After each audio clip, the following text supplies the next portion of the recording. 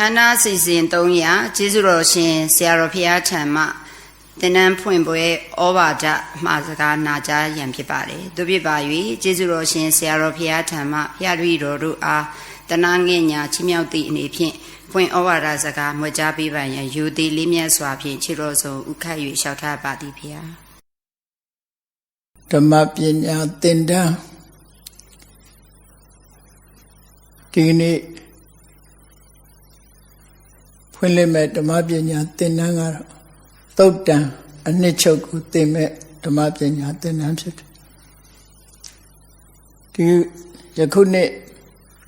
စတင်ပြီးတော့ဖွင့်လှစ်တဲ့ဓမ္မပညာသင်တန်းတွေမှာရက်တို့သင်တန်းရက်ရှိသင်တန်းလို့ဆိုပြီးအားလုံးလိုက်နိုင်အောင်လို့အချိန်မအားလတ်တဲ့ပုဂ္ဂိုလ်တွေရက်တို့သင်တန်းတက်ပြီးတော့အချိန်ပေးနိုင်တဲ့ပုဂ္ဂိုလ်တွေရက်ရှည်သင်တန်းတက်ဖို့ဆိုပြီးဒီလိုဖွင့်လှစ်ခဲ့တယ်ပထမရက်တို့သင်တန်း10ရက်9ရက်တစ်ပိုင်း9ရက်တစ်ပိုင်း10ရက်မှာအဘိဓမ္မာအနှစ်ချုပ်လို့ဆိုတဲ့အခြေခံအဘိဓမ္မာခြုံငုံပြီးတော့ကြည့်ရှုတဲ့နည်းနဲ့အဘိဓမ္မာအခြေခံကို10ရက်နာရီပေါင်း20သင်တန်းပို့ချပြီးတော့ပြီးပြီဓမ္မပညာသင်တန်းရက်ရှိအမှတ်စဉ်1ကိုလည်းအပိုင်း1အပိုင်း2ခွဲပြီးတော့အပိုင်း1မှာဝိသုဒ္ဓိမက်မှာကမ္မထန်တရားအထုတ်ဖို့ရအတွက်အရေးကြီးတဲ့အခန်းကဏ္ဍဖြစ်တဲ့ဒိဋ္ဌိဝိသုဒ္ဓိအခန်းနဲ့ကင်္ခာဝေဒနာဝိသုဒ္ဓိလို့ဆိုတဲ့နာမရူပပရိစ္ဆေဒဉာဏ်ပိဿပရိက္ခဉာဏ်ဒီအခြေခံဉာဏ်နှစ်ခုလုံလောက်အောင်အသေးစိတ်ရှင်းပြတဲ့ဝိသုဒ္ဓိမဲ့ကျမ်းလာမူရင်းအတိုင်းနားလည်အောင်ဆိုပြီးတော့သင်တန်းပို့ချပြီးအပိုင်း1မှာတော့ဝိပဿနာတရားအထုတ်တဲ့အခါမှာလမ်းလွဲသွားနိုင်တဲ့အပိုင်းတွေကိုရှင်းပြတဲ့မေဃဉာဏတသနာဝိသုဒ္ဓိအပိုင်းအဲ့ဒီအပိုင်းကိုပြီးဆုံးအောင်ပို့ချပြီးလို့ရက်ရှိသင်တန်းရက်ပေါင်း28ရက်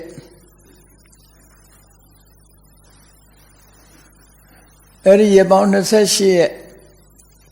နိုင်ပေါင်း56နိုင်ပေါ့နော်အဲ့ဒါလောက်သင်တန်းပို့ချလို့ပြည့်စုံသွားပြီ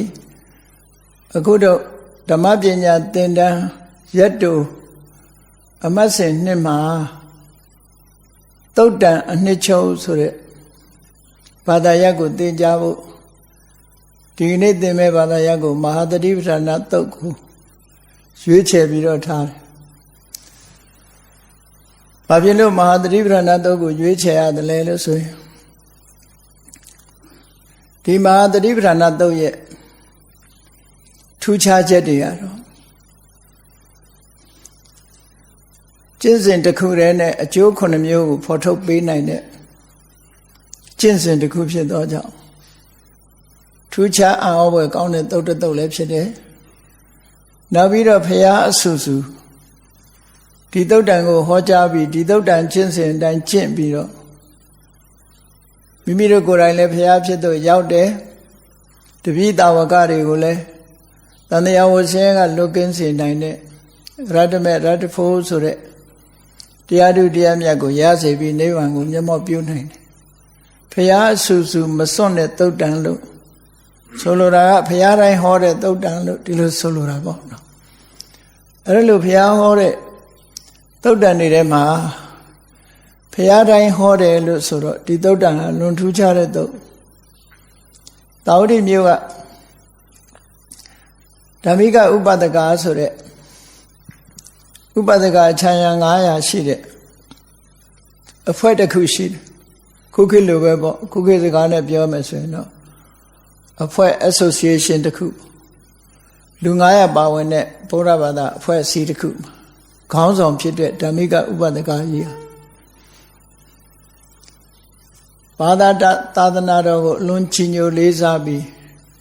နောက်ဆုံးအချိန်ရောက်တဲ့အခါမှာသောတပန်ဖြစ်ပြီးက ဖြစ်ပြီးပြီပဲလို့သောတာပန်ဖြစ်ထားတဲ့ပုဂ္ဂိုလ်ရဲ့တရားတရားအလွန်ထက်မြက်တော့သူနောက်ဆုံးအချိန်လေးမှာဘုရားဟောတဲ့တရားတွေကိုနားကျင်တယ်တန်ဃာတွေကိုပင့်ပေးပါဆိုတော့သာသမီတွေကတန်ဃာတွေကိုပင့်ပေးတယ်ယဟန်တန်ဃာတွေကသူလဲလျောင်းနေတဲ့ညောင်ဆောင်ပတ်လည်မှာနေရာယူကြပြီးတဲ့အခါဘာတရားနာကျင်တော့လို့မေးတော့ဘုရားဆူဆူဟောခဲ့တဲ့မဟာတတိပဋ္ဌာနာသုတ်ကိုပဲနောက်ဆုံးချိန်မှာနာကျင်ပါတယ်လို့ဓမ္မဝရမှာဒီလိုမှတ်တမ်းတင်ထားတာရှိတယ်အဲ့တော့အဲ့ဒီစကားအရာဆိုရင်ရိယပုဂ္ဂိုလ်တွေဟာလဲသောတာပန်ဒီနော်သောတာပန်စတဲ့ရိယပုဂ္ဂိုလ်တွေဟာလဲအဗ္ဗဓမ္မဒီမဟာတတိပဋ္ဌာနာသုတ်ကိုမျက်နိုးရှိတယ်ဆိုတာသူတို့ကိုယ်တိုင်လဲနေ့စဉ်နဲ့မြကာယဝေဒနာစိတ်ဓမ္မလို့ဆိုတဲ့ဒီအာယုန်တွေနဲ့ပဲမိမိတို့စိတ်လေးကိုထိမ့်သိမ့်ပြီးတော့စိတ်ပြည့်ဖွယ်ညင်းငွေ့ဖွယ်ရှုပ်ထွေးလာတဲ့လောကရဲ့အာယုန်တွေကနေပြီးတော့ရှောင်တိမ့်ပြီးတော့နေကြတယ်လို့ဒီလိုနားလဲရတယ်ရှောင်တိမ့်နေတယ်ဆိုတာပဋိသင်္လာနလို့ခေါ်တယ်ပဋိသင်္လာနတယောက်ထိကိန်းအောင်တယ်ဆိုတာပဋိဆိုတာထိုတို့အာယုန်စိတ်ဟာထိုတို့အာယုန်နေမြင်ရတဲ့အာယုန်ကြားရတဲ့အာယုန်ထိုတို့အာယုန်လောကအာယုန်စိတ်နောက်စရာစိတ်ပူစရာအာယုန်နေစိတ်ကကိလေသာမရှိရင်တော့မနောက်ဘူးပေါ့သို့တော့ဒါတွေဟာစိတ်နောက်စရာအာယုန်နေလို့ပဲဆိုရတယ်နိဗ္ဗာန်အာယုန်လို့ငြိမ်းချမ်းတဲ့အာယုန်မဟုတ်ဘူးအဲ့ဒီစိတ်နောက်စရာအာယုန်တွေကိုစိတ်ကိုမပုတ်လှုပ်ဖဲနဲ့အာယုန်တွေကနေဆုတ်ခွာပြီးတော့ကမ္မထာအာယုန်တစ်ခုတည်းမှာပဲငြိမ်ဝတ်နေစေတာကိုပဋိသင်္လာနလို့ခေါ်တာပဋိသင်္လာနဒါကိုဘာသာပြန်တဲ့အခါကျတော့တဘာဒီကိန်းအောင်တယ်တယောက်ထိနေတယ်ဆိုတဲ့အဓိပ္ပာယ်ကိုရေးတာစကားလုံးအဓိပ္ပာယ်ကအမြဲတမ်းအဓိပ္ပာယ်ရှိတယ်ပဋိဆိုတာစိတ်ပူစရာစိတ်နှောက်စရာအာယုန်တွေကမိမိစိတ်ကိုဆုတ်ခွာစေပြီးတန်လာနာကမ္မထာအာယုန်တစ်ခုတည်းပေါ်မှာငြိမ်ငြိမ်လေးနေတာကမ္မထာအာယုန်လေးနဲ့ငြိမ်ငြိမ်နေတာကိုပဋိသင်္လာနာလို့ခေါ်တယ်မြတ်စွာဘုရားကိုယ်တိုင်ကလည်းပဋိသင်္လာနေယောဂမပိစထစေတယံတို့ပဋိသင်္လာနာအပေါ်မှာအထောက်ကြလို့တိုက်တွန်းလေးရှိတယ်နော်ပဋိသင်္လာနာမှာကြိုးစားအထောက်ကြလို့ဆိုကိုယ်စိတ်တွေကိုပူပန်စရာအာယုန်တွေစီမသွားစေပဲနဲ့လူတွေကပြောကြတယ်ဒါမိဘတွေကလည်းသားသမီးတွေဆုံးပါတယ်ဟဲ့ဒီနေရာမသွားနဲ့ဟိုမသွားနဲ့ဒီမသွားနဲ့ဒီမှာပဲနေလို့ဆိုတာမျိုးတွေပြောကြတယ်လို့သို့တော့ကိုယ်စိတ်ကိုပြောဖို့တော့မေ့မနေကြကိုယ်စိတ်ကိုအေးမြင်တဲ့အာယုံကြားတဲ့အာယုံအဲ့ဒီအာယုံတွေစီမသွားစေနဲ့ကိုယ်စိတ်လေးကိုကပ္ပထာအာယုံစီပဲပို့လွတ်ထားတာအဲ့ဒါကိုပဋိသင်္လာနလို့ခေါ်တာပဲအဲ့ဒီပဋိသင်္လာနလို့ဆိုတဲ့ကိန်းအောင်ဖို့အတွက်အကောင်းဆုံးအာယုန်တွေကဘာတွေတုံးဆိုရင်ကာယစိတ်တဝေဒနာဓမ္မလို့ခေါ်တဲ့မဟာသတိပဋ္ဌာန်သုံးမှာဟောတဲ့တရားတွေ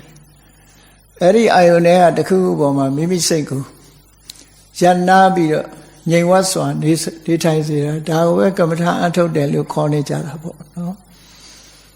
အဲ့တော့ဘုရားဆူဆူဟောတော်မူခဲ့တဲ့ဒီမဟာသတိပဋ္ဌာန်သုံးအင်တမကမ္မထာအထုတ်တိုင်းအရေးပါသတိပဋ္ဌာန်တရားအာမထုတ်ပဲနဲ့ဘယ်ဖို့ကိုမှမဲ့ဖို့နေပါမရဘူးလို့ဆိုတော့တချို့ကစဉ်းစားကောင်းစဉ်းစားလိမ့်မယ်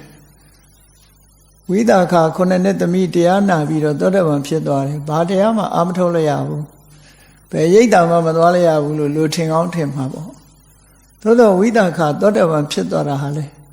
ကာယဝေဒနာစိတ်ဓမ္မဒီတစ်ခုတည်းက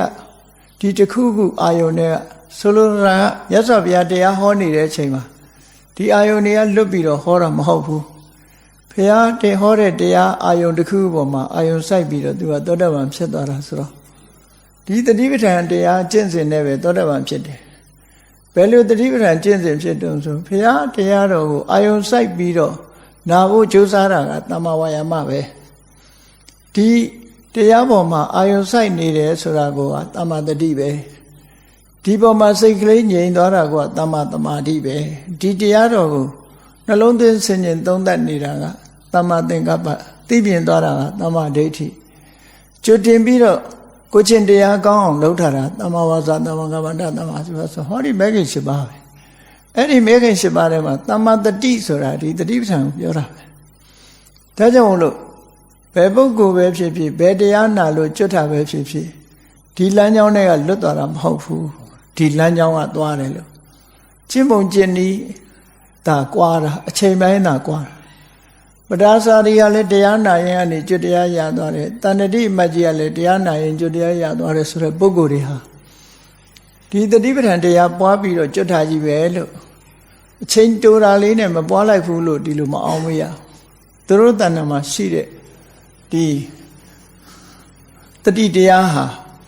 တမ္မာဒိဋ္ဌိဆိုတဲ့အသိဉာဏ်ကိုပွင့်လင်းသွားစေနိုင်တဲ့စွမ်းအားရှိတဲ့တတိတရားတွေသူတို့မှရှိသွားတယ်ဒါကြောင့်မို့လို့ကာယစိတ်ဝေဒနာဓမ္မကလွဲတဲ့ကမ္မထာအာယုန်တရားဆိုတာမရှိဘူးဒီဟာနဲ့ပဲသွားတယ်လို့ဒီလိုဟောတာပေါ့ဒါကြောင့်မို့လို့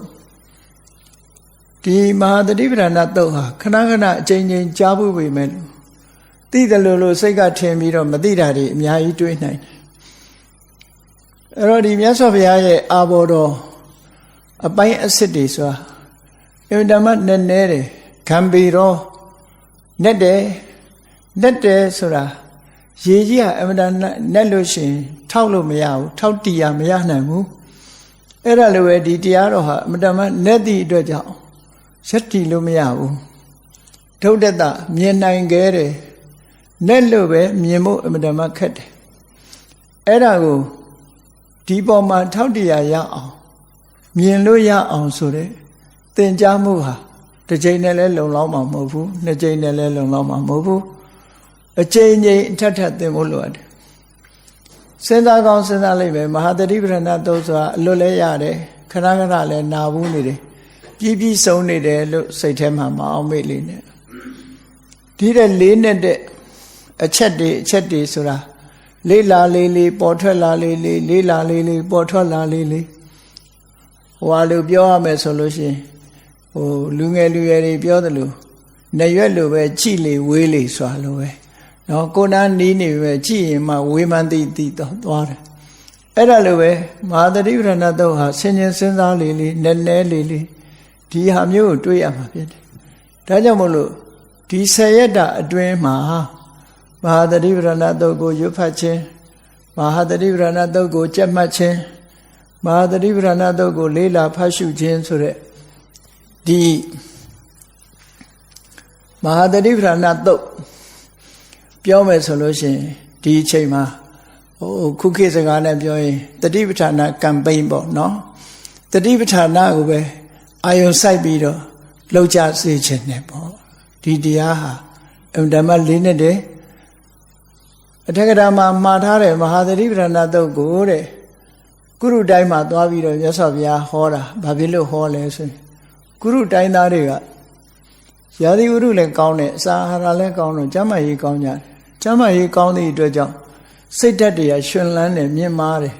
ဒါကြောင့်မို့လို့ဒီတရားကိုအလေးနဲ့ခံယူနိုင်လို့သူတို့စီမှာဟောတယ်လို့အထက်ကထာကဒီလိုမှတ်ချက်ပေးထားတယ်သို့တော့ဒီလိုမှတ်ချက်ပေးထားတာအကြောင်းတစ်ခုသာဖြစ်နိုင်တယ်ပေါ့ဒီပြည့်နေရာတွေမှာမဟောဘူးလို့ဒီလိုဆိုလိုတာမဟုတ်ဘူးဒီပြည့်နေရာတွေမှာလည်းဟောတယ်နောက်တနည်းဖြစ်ပွဲရှိတာအဲ့ဒီခေတ်ကလူတွေကကုရုတိုင်းကလူတွေကပင်ကိုချင်းတရားကောင်းကြတယ်လို့ပြောဒါကြောင့်မို့လို့၅ပါးသီလကိုကုရုဓမ္မလို့ခေါ်တာရှိတယ်တချို့လည်းဂရုဓမ္မလို့သုံးတာရှိတယ်ပေါ့နော်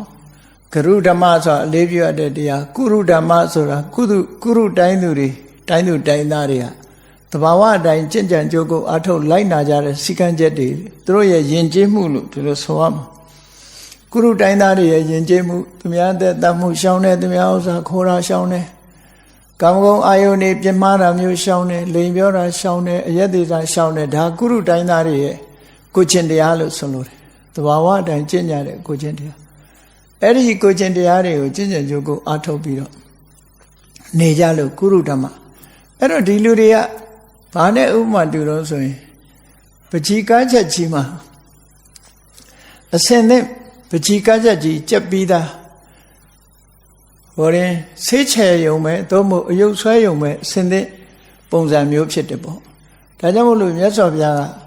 အင်တန်အခြေအနေကောင်းတဲ့ကုရုတိုင်းသားတွေကိုလက်တွေ့ကျင့်သုံးဖို့ဆိုပြီးတော့ဒီတတိပဋ္ဌာန်တရားကိုဟောတယ်လို့ဒီလိုဆိုတာအဲ့တော့ဒီတတိပဋ္ဌာန်တရားဟာအင်တန်မှလေးစားလိုက်နာပြီးတော့နေ့စဉ်နဲ့အမျှကိုယ့်ဘဝမှာဒါလက်ဆွဲထားပြီးတော့အမြဲတမ်းကျင့်ကြံကြိုးကိုအထောက်အမဲ့ဒေသနာတော်ဖြစ်တယ်ရွတ်ဖတ်တဲ့စေရအောင်ကြက်ပြီးတော့ဒါကိုစိတ်ထဲကအတိတ်ပဲသိပြီးတဲ့အခါမှာနှလုံးသွင်းဆင်ခြင်ပြီးတော့ဒီတရားကိုအာယုံပြုနေရင်လည်းပဲဟိုစိတ်ညစ်စရာစိတ်ပူစရာစိတ်နောက်စရာဆိုတဲ့ကာမအာယုန်တွေကနေပြီးတော့ဆုတ်ခွာပြီးတော့မဟာသတိပဋ္ဌာန်သုတ်ဆိုတဲ့အာယုန်လေးတစ်ခုပေါ်မှာနေခြင်းဟာလည်းပဲပဋိသင်္လာနာထဲမှာပါဝင်နိုင်တယ်ပေါ့ဒါကြောင့်မို့ဒီရက်10ရက်ဟာသတိပဋ္ဌာန်အတွက်အချိန်ပေးတဲ့ရက်10ရက်ဖြစ်ဖို့ကြိုးစားအထောက်ကြဖို့လိုအပ်တယ်ပေါ့သိအောင်လဲကြိုးစားအထောက်ရမယ်နားမလဲလဲနားလဲသည့်ထိအောင်ကြိုးစားအထောက်ဖို့လိုအပ်တယ်နားမလဲရင်ဆွေးနွေးရမယ်မေးမြန်းရမယ်အဲ့ဒီလို discussion ချိန်လည်းရှိတယ်အဲ့ဒီအချိန်မှာဒီမှာသတိပဋ္ဌာန်သုတ်ကိုအာယုံစိုက်ပြီးတော့လေ့လာသိဖို့ကြဖို့တခြားမေးခွန်းတွေဟိုမေးဒီမေးတွေကိုယ့်ရင်ထဲကမရှင်းတဲ့ကြံတဲ့တချို့ကိစ္စတွေကအရေးမပါတာတွေရှိတယ်ပေါ့ဥမာမဲ့ဘယ်သူကတော့ဘယ်လိုပြောတယ်ဘယ်ဝါဘယ်လိုပြောတယ်သူကသူပြောချင်တာပြောနော်အရေးကြီးဆုံးကကိုသိတဲ့အသိမမှားဖို့အရေးကြီးတယ်သူများမှားတာကိုယ်နဲ့မဆိုင်ဘူးလောကမှာဒီမှားတာတွေကိုလိုက်ပြင်ရမယ်ဆိုရင်ဖះတဆူတဲ့တောင်လောက်မှာမဟုတ်ဘူးအမားတွေကတော့ရှိနေပါပဲဖះပြင်တဲ့အမှားဖះပြင်ပေးတာတောင်မှဆက်မှားနေတဲ့ပုံကိုယ်တွေအများကြီးရှိသေးတယ်အဲ့တော့ဒါတွေပေါ်မှာမကြိုးစားနဲ့ကိုကြိုးစားရမှာပါတော့ကိုအသိဉာဏ်မှန်ကန်မှုအတွက်တတိပဋ္ဌာန်တရားတစ်ခုတည်းကိုအာယုံစိုက်ပြီးဒီရက်10ရက်